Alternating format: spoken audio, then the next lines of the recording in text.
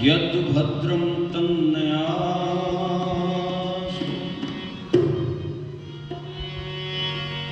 रह सभी जगह मौजूद पर नजर आता नहीं। योग साधन के बिना प्रभु भेद तेरा पाता नहीं।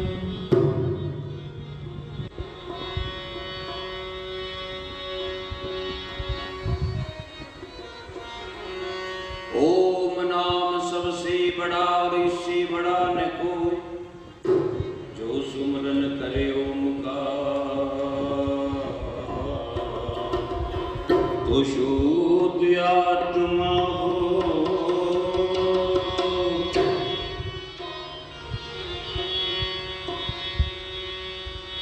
दाता तेरी भक्ति का सुख है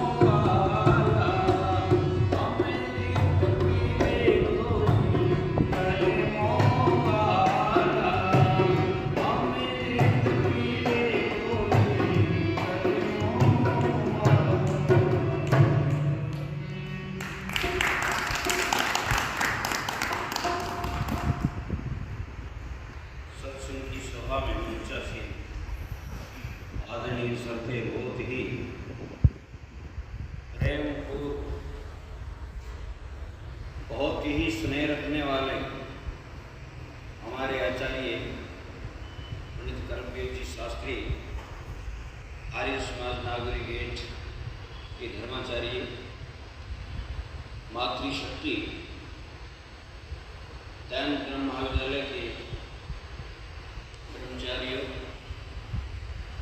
आर्य भद्र पुरुषों और जो हमारे सामने अनुराग जी बैठे हैं, कि पूरे देश में मीडिया के द्वारा ये वैदिक प्रचार पूरे देश में भेज रहे हैं, और हमारे ढोलक वादक श्री कौरपाल जी, देखिए मेरे से पूर्व आप बहुत ही सुंदर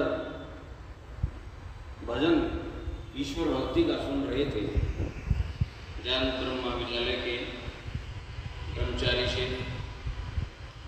देखो आज हम परमपिता परमात्मा से बहुत दूर चले गए, और दूर इतने चले गए कि नजदीक लाना बड़ा मुश्किल की बात है, क्योंकि परमात्मा का पता ही नहीं है। बहुत से लोग तो कहते हैं परमात्मा है ही नहीं, बहुत से लोग मानते हैं परमात्मा को लेकिन जानते नहीं। मानते हैं कि परमात्मा है, लेकिन परमात्मा का स्वरूप नहीं जानते। और बहुत से लोग ऐसे हैं जो परमात्मा को जानते हैं लेकिन मानते नहीं। इस संसार के अंदर आदमी जगह जगह सुख के लिए घूम रहा है, तड़प रहा है कहां सुख मिल जाए, लेकिन एक भौतिकवाद के चकाचौंध में आदमी जितना सुख को ढूंढता है उतना दुख को प्राप्त हो रहा है। तो सुख कहां है? देखो तीन सत्ताएं हैं जिसमें जीवात्मा है, एक प्रकृति है और एक परमपिता परमात्मा है। जीवात्मा सुख के लिए कहां जाता है? परमात्मा की तरफ न मुड़ करके प्रकृति की तरफ मुड़ रहा है, लेकिन प्रकृति के अंदर दोष भी हैं और गुण भी हैं। गुण को ग्रहण नहीं कर रहा, थोड़े से सुख के लिए दुख को प्राप्त हो रहा है। इसलिए आइए परमपिता परमात्मा के सिवा अगर तू कहीं जाएगा तो तुझे दुख ही दुख मिलेगा। अगर परमपिता परमात्मा के पास नहीं जाएगा तो तुझे दुख ही दुख मिलेगा, और जाएगा तो वहां सुख का स्रोत है। तो इसलिए एक गीत लिखा कवि ने,